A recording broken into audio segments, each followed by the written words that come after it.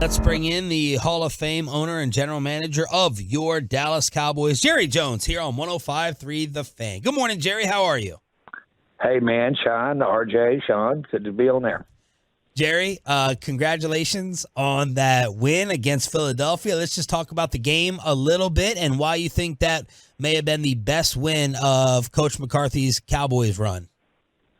Well, I first of all know it's been in every facet as far as the importance of the game. And I don't know when we played any better against a quality opponent since Mike's been here. And so when you add those two things up, and then when you actually look at the overall balance of the game on both sides of the ball, a complimentary football, as Mike has to say, when you weigh that all, I really do stand by that. I think this is a product of what he's about, probably more so than any one game that we've played since Mike's been the coach. Even more so than Tampa in the playoffs last year on the road. Well, I'm well aware of the Tampa game, very proud of that game in the playoffs, but we all know that a playoff win advances you better than we're sitting here right now, but we've got that ahead of us too. But as far as the game itself, the quality of the opponent, I like this one. Coach, here I am saying Shan, RJ, Shan, and now Coach Jerry Jones.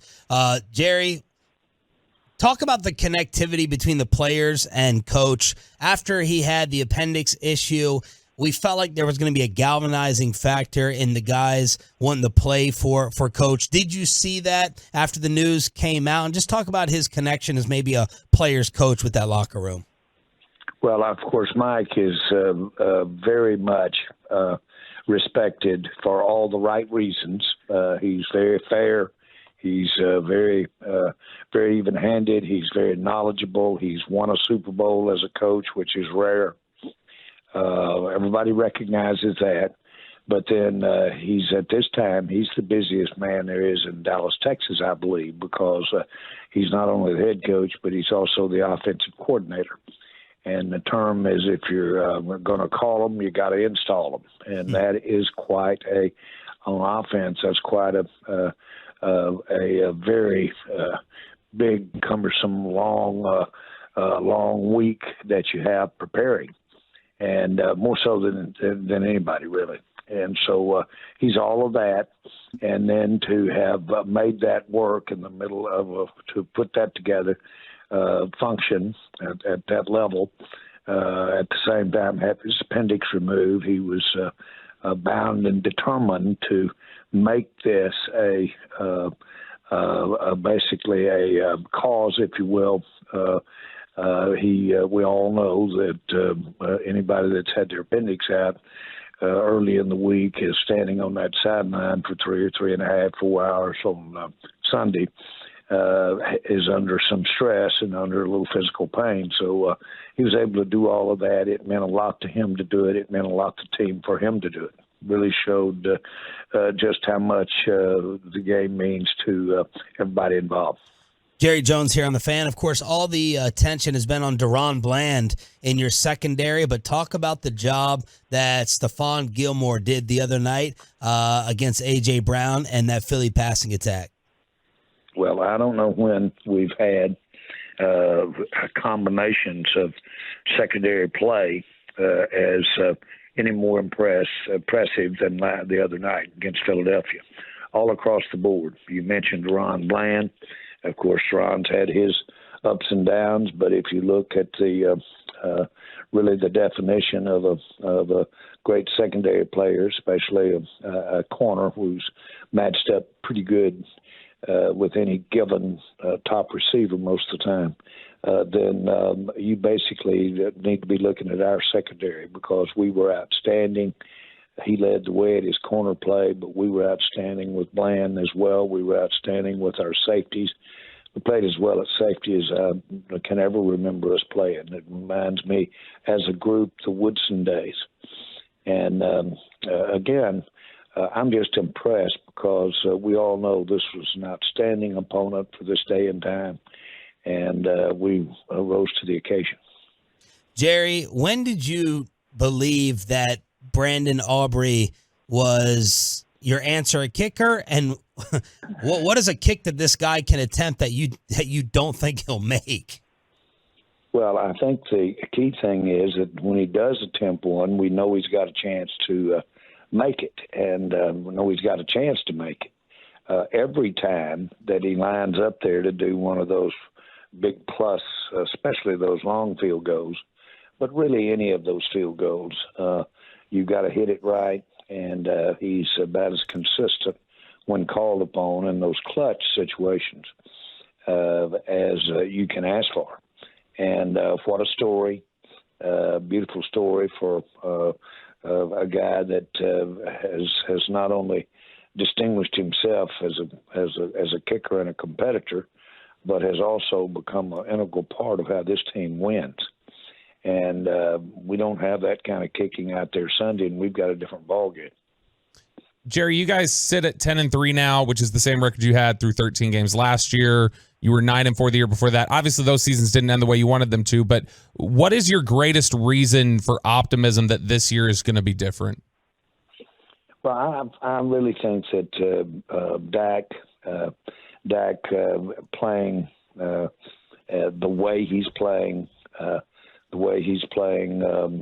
in coordination with what Mike's wanting it to be on the offensive side of the ball, understanding with maybe as a result of the time that he and Mike have spent together, but the understanding of just the field position, the complementary football. And what a head coach that has been around what I call a walk-around head coach that has been walking around or been around all phases of the football. They have a little different perspective when they're calling the plays on offense if they're the coordinator as well. And it's more complimentary. And I think we're getting the benefit of that. But I think Dak's adaptation to what Mike wanted to, the direction he wanted us to go in, is big. Jerry Jones on us here, 105 through the Fan. We have talked about all year or late last few weeks. This run is great. Want to see them do it against a team with a winning record. Did that against Philadelphia. It was a great win. Is there another hurdle or benchmark that you want to see this team kind of hit before you get towards the postseason? Well, this game we're playing this weekend against the Bills, but they're a dangerous team, and they can be at any given time. They can be as good as anybody in the NFL, in my mind. And they've got the kind of players, they've got the quarterback, and they're just a good team. And we're going to play them at home. Of all the places that a home field advantage is different than the normal games you play, is Buffalo, New York. And I don't know what the forecast is right now. Maybe you guys do, but still, but this game coming up here will be as good a challenge as we could have. And I'm going to use the word again, it's formidable to step up there and come out of here with a win. So no farther. We don't have to look any farther up the road than about 5 days from now. Jerry, right now it's looking like a high of 46, partly sunny with 12-mile-per-hour winds. Will you take that? I'll go with it. Here we are in the middle of December in Buffalo, New York. The gods are looking out after us. Speaking of home field advantage, Jerry, and what a big boost it can be to a team, you guys have established one of the bigger home field advantages in the NFL now. 15 straight victories at AT&T Stadium. You guys have, consistently put up 40-plus points there all year. Given how well you guys play at home there, do you think it's more important for you guys to gain home field advantage than, most teams or really any team in the NFL? It is great to be before the largest crowd in the NFL, and that's what we are. And that has to account for something. I think the fact that we have this streak going, it shows that it is an edge. I know that it completely playing at our place eliminates the weather factor in any way. And we obviously are comfortable playing there. So I think if you look at all of that, I would say that the kinds of things that you can do short of your preparation, short of your having where you being as close to where you want to be on player availability.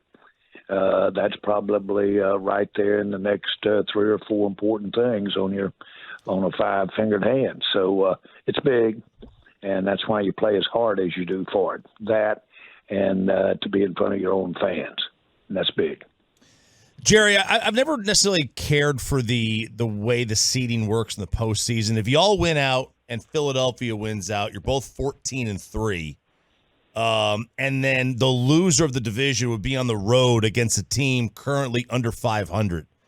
Is the way the seeding is that fair? Should the league look into changing that a division winner, regardless of record, gets home field over a team that could have 14 wins? Yeah. It's according to which side of that equation your team is on that given year. And we lose along the way. That fair thing gets mitigated a little bit. And it's like fair in business being fair in so many things. It's almost a misnomer. And those are the rules. And we start off everybody understanding what they are, and you live with them. I'm not so sure what the success ratio of that team is that has that lower record, relatively speaking. I'm not for sure what it is. I ought to look it up. But it can't be a high percentage of them that go on through. The one that just is burned in my forehead is that New York Giants that came in here and beat us when we had the number 1 seed, and we'd won 2 regular season games against them. And then they go up what I call the backside and win the entire thing and win the Super Bowl. Now that is good for football, bad for the Cowboys when that happened. But the fact that the seed that had a, may I say, average record during the year was able to win it all shows how ready you need to be to play playoff football.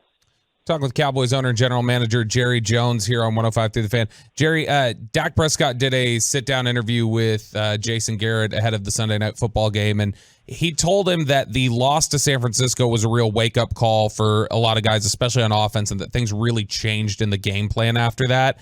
As tough as that loss was, do you think that may have sort of inadvertently saved the season, that you guys had that pivot point? I don't know that I will say save the season because, each one of these games, especially in those early games of a season, each one of them are formative. And you're learning a lot of things that dictate the direction you're going to be going or have you evaluate the direction that you want to go. And so I think that's the case. And I think we saw that some things that we needed to do on defense. I think we saw some things that we need to do with Dak, probably get his legs involved in things a little bit more. And so those are the kinds of adjustments we made. The big thing that I would say about that game is that was then, this is now, which is a natural thing for me to say. But really, we have evolved in execution in our offense. And we're closer to the kinds of things that Mike had in mind when he started putting these, may I say again, adjustments into the offense last spring. And so we're executing those. More importantly, the players believe in those things, those nuances of this offense. Now, that's been the big change on how we're able to play offensively. Jerry, we know how much respect and regard you have for Romo and vice versa. The other day, you put Dak's name in that category of wanting to get him a Super Bowl, as you mentioned that as one of your biggest football regrets. Can you just talk about that a little bit, why you decided it was time that Dak can also belong in that type of conversation? Well, he's earned, if you look at what he's brought to the table during his career, we should have been smart enough to put enough around him that have gotten him up there competing for a Super Bowl. And as it turns out, you really do need, I don't care what your role is in the NFL, ultimately, if you don't have a Super Bowl, being near it, being around it, But if you don't have a Super Bowl, that thing has a really you have to put almost an asterisk beside it if you get the kind of recognition as an individual or a player. That's what we put on the value of the Super Bowl. But get it, and it erases a lot of the frailties that particular team, coach, player has. So that Super Bowl does a magical thing to the performance of a player or a team in the year you win it. Jerry, there was a lot of discussion when Dak Prescott got his last contract that, oh, wow, he was able to get all the way to the end of that contract. They weren't able to take advantage of the last year of his rookie deal where they could structure some things differently. And you've headed, you're entering the final year of his deal next year as well. And there's sort of been this discussion point that have they waited too long on quarterback? Are they allowing him to up his market value, and then ultimately you're having to pay more than you would have had you just got it done earlier? What do you have to say to that line of thinking or that question about should you try to take care of the quarterback's contract as early as possible? Yeah, and you started your question. It's a long one. It is. But you started your question with there's been a lot of discussion. And that's how you start your question. So I'm going to cut right to the chase. Don't pay any attention to discussion. It's meaningless. The only thing that is factual here is what I decide and what we decide as a team and what Dak decides. And so all of that should have the nuances of that relationship as to that team and that player. And that's the way that it is. So but we know exactly where we are on the contract, years left on the contract, and we should be and are about as close in on that type of communication, the kinds of things that you would hope that they have at least body language signals. You'd hope that all of that was alive and well. And it remains the timing on it remains to be seen. Jerry, I have a Zeke Who T-shirt after you guys capitalize on that marketing opportunity. What have you done for Here We Go? What is being planned in the Jerry Jones, Charlotte Jones marketing mind to get that somehow on some merchandise? Well, I know this, that if you were ever going to have different merchandise, let's say, in the marketplace, the time you want to do it is times like now. And obviously, you can't keep enough merchandise and enough unique slogans relative to merchandise. You can't keep enough of it out there. So that's all great. I would remind you, and I'm not so sure that's your question, but we're the only team that I know of in sport that I'm aware of that build our own merchandise. We build it. We have it done in different countries, plus the U.S., and we then bring it in and we directly distribute it wholesale-wise, and we directly work with the retailers to get that done. And we're the only team that does that, so it gives us enormous flexibility on being able to chase the market, so to speak. And the market's exciting time, hot time, and boy, we want every Cowboy fan there is to have something that commemorates this season. Jerry Jones here on The Fan. Random question I've been wanting to ask you for a while. How has the Netflix filming gone? Can you give us any little tease, and what are we going to get to see as Cowboy and football fans when it eventually is done and finalized? Well, you're talking about my new best friends. We're together constantly. And we are together in and around for the preparation of the team, the many sensitive meetings regarding that. We, of course, to get the right stuff, you need to get it all. And so we're in some very sensitive places.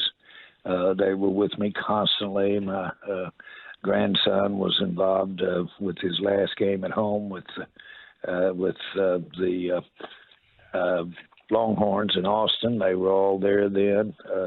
They were with me all the way up in Missouri, out deer hunting with me, and and with my entire family. And at that particular time, it amounts to about 40 or 50 people. So they've been every place with us during this past few months, and will continue to be for probably a year or two. Jerry, I wanted to get your take on the Kadarius Toney Chiefs ending, that penalty. Was it right to give him that penalty there in that situation if they hadn't been letting it go all game or without a warning? I know it's a point of emphasis this year for the league. Yeah, we've had that several times. They will often warn you. They'll certainly do it early in the game, and they'll certainly do it on the first time. I don't recall being warned at the end of a game in a critical situation. I don't recall us being warned. I'm sure we have been. But that's a part of that competition right there, is when you're in hurry up, you're either running out of time or you're under stress, you're tired, the players are tired. This is a part of the challenge of playing football. And so to the end that you should have something that let's see somebody about a lineman pre-snap and let's get it right to help save the play is just not a part of that officiating playbook. And so penalty doesn't surprise me at all. Jerry, last thing, just want to ask you this as a businessman. The Shohei Ohtani baseball deal, not sure whether you saw it, but $700 million.